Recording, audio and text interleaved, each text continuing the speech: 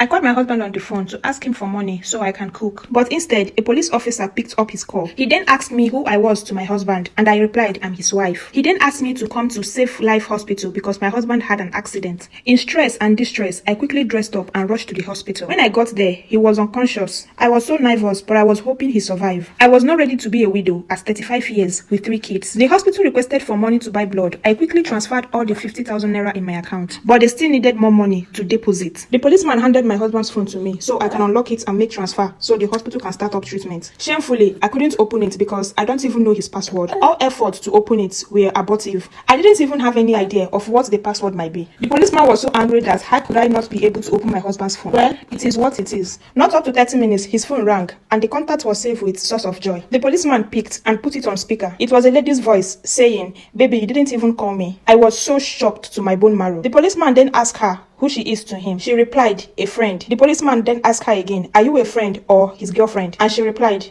"I'm his girlfriend." He then told her to come to the hospital, that her boyfriend had an accident. In fact, not less than 20 minutes, she got to the hospital. After some talks, the policeman asked her if she knows his password, that the hospital needed some funds, and she said yes. Instantly, my mind traveled. Mind you, she doesn't know I'm the wife or whatever, because the policeman has already warned me not to fight her when she comes. Then the police asked her to call the password. She did, and I immediately saved it on my head. I then stylishly pressed it on my phone so I won't forget.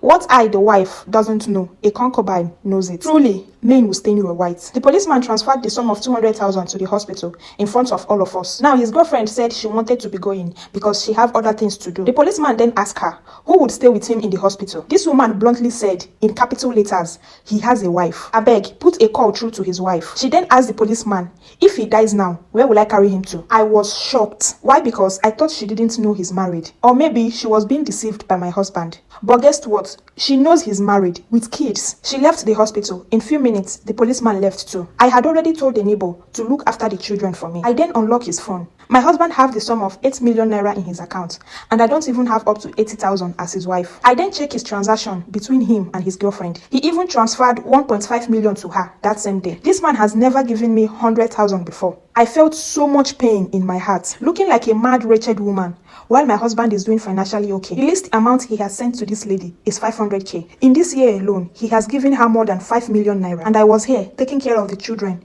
even with the little I have as a petty trader, which was organized by my family members. I checked his chart. I felt a cold within me that I was shaking. They were doing all things together. In fact, he has never licked me, but he licks this lady each time they want to have a thing together. I'm not a dirty woman, and I'm very beautiful to the best of my knowledge. This was the same man that was begging and begging me to date him back then in the unit. I immediately transferred 5 million into my account, leaving the rest for hospital needs and the surgery he wants to do because his spinal cord was broken.